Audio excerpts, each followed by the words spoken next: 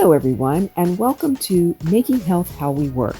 I'm Dr. Phyllis Shue Hubbard, and I'm a doctor of natural and indigenous medicine, a yoga and qigong instructor, visual healing artist, root cause analyst, and creator of a cross-cultural healing haven. I'm thrilled to be sharing these healing strategies. My hope is that by the end of this presentation, we'll have a deeper understanding of why it is so important that we make health how we work. We cannot wait until we believe that we'll have time to think about health. When I talk about health, I'm not just speaking about eating our veggies and exercising, although those are very important elements of our wellness routine. Making health how we work means that health is the foundation of our work.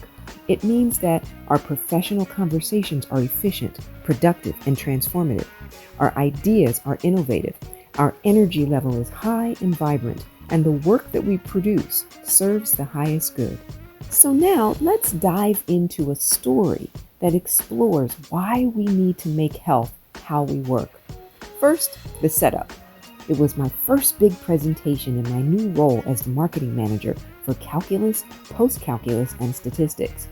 I wanted to take on the upper-level math book list because it helped me to shift the narrative for Black, Indigenous, and immigrant employees. After 8 months of market research, focus groups, and strategy sessions, I was ready for my part of the presentation of our team's upper-level math list to our 3 national and 2 international cohorts during our national sales meeting. Our team went through a rigorous series of rehearsals, and I felt prepared, but in the back of my mind was the lingering concern about, let's just call him Mr. P. He was the big cheese of the organization and had a reputation for heckling presenters by publicly humiliating them during their sessions. I was a new manager and had heard that Mr. P had an illness, so I believed I would be safe. He probably didn't even know who I was.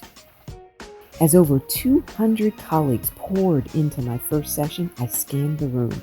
No sign of Mr. P. As I mentioned in my cross-cultural healing haven blog, I include people of all nationalities in my PowerPoint slides. I wondered if I had gone too far in my new role because I had also produced a promotional video that included a hip-hop song to celebrate the new reboot and new edition of our calculus textbook. I knew that my presentation might surprise my white colleagues, but I believed strongly that they needed the exposure as much as my Black, Indigenous, and immigrant colleagues needed the representation. Even if I had gone too far, I couldn't imagine a white colleague coming up to me and saying, "Hey, great session, but could you just put white people in your slides next time?" It was showtime, so I pushed play on the video. My colleagues seemed to enjoy it, but during the last minute of the video, the back door opened and in walked Mr. P. I assured myself that he would behave because of his illness. I enthusiastically began my presentation and jumped into the new features of our calculus textbook. About 7 minutes into my presentation, Mr. P stands up and yells from the back of the room, "You better know what the hell you're talking about." I didn't hear the rest of what he said because I could feel 2 sensations going on within me at the same time. The first sensation was ominous. It was a combination of a pure, "oh no, you didn't just yell at a system," righteous indignation, anger, and that moment that occurs just before the neck jerking and finger snapping sassiness. The second sensation was curious and gave me pause. It was a still, quiet voice inside me that said, "Listen. Pay attention to what he's saying." My body whisperer took over, and I felt my feet sink into the ground. I pulled my shoulders up, back, and down and started taking slow, deep breaths while pushing through my annoyance to listen to this rude, arrogant, insensitive bully of a man. As I began to listen, I realized that the content of my presentation would respond to and crush every objection that he raised. All I had to do was stay calm and resist being baited into the knee-jerk reaction. It would have been impossible for me to maintain my composure without deep breathing exercises.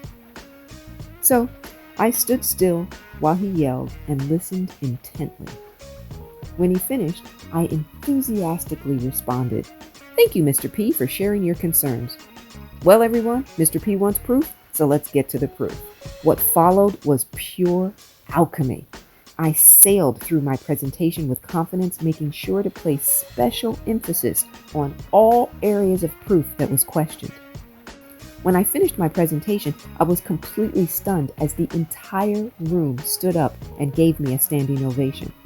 My colleagues' applause was more of a nonverbal objection to Mr. P's behavior. During this meeting, I was overwhelmed with sales reps and even executives of all nationalities who said, "Oh my God, talk about grace under pressure. Oh my God, I can't believe you shut Mr. P down. Oh my God, I can't believe you put Black, Indigenous, and immigrant people and hip-hop music into your presentation. Wow." Black, Indigenous, and immigrant sales reps made a special effort to thank me in private. They didn't feel safe thanking me in front of their peers, which speaks to the social toxins that existed within our company culture. I'm in awe of the fact that, at the time, I had heard of but never practiced Qigong. I begin my standing Qigong lessons by instructing participants to root, which means to allow our feet to sink into the ground, pull our shoulders up, back, and down, and tuck our tailbone under. How did I know to do that under duress? Somehow, I managed to transcend my emotions, excel in the midst of a hostile environment, and position myself as a person whose voice will not be suppressed within that organization. Though anger and frustration were arising in me, they did not control my actions. I share this story because anger and frustration are two emotions that can sabotage our personal and professional efforts if we cannot figure out how to make health how we work. This experience transformed my performance at work, cultivated respect with my peers, and reminded me of one of my favorite quotes. Understand yourself based on the wisdom you have inside and not the programming you have received. When you were born, you knew everything there is to know about everything there is to know. Rediscover your God self and the unlimited powers that flow from the depths of your being. Dr. Paul Goss, Naturopathic Doctor. Thank you so much for exploring ways to make health how we work. Stay connected by visiting phyllishubbard.com. phyllishubbard.com is not just an informational website. It is a nourishing healing space for everyone that centers Black, Indigenous, and immigrant people. It functions like a mixed media hammam that uses pictures, storytelling, and video to help us cleanse and heal our body, mind, and emotions. And it functions as a cross-cultural healing haven, offering us a safe space to engage in and explore our personal truth. phyllishubbard.com offers a wealth of spiritual resources, interactive blogs, and hundreds of videos to guide us on our path to radiant health. Our shop page offers quick start guides, journals, and self-care manuals as a daily resource to accompany our self-care journey.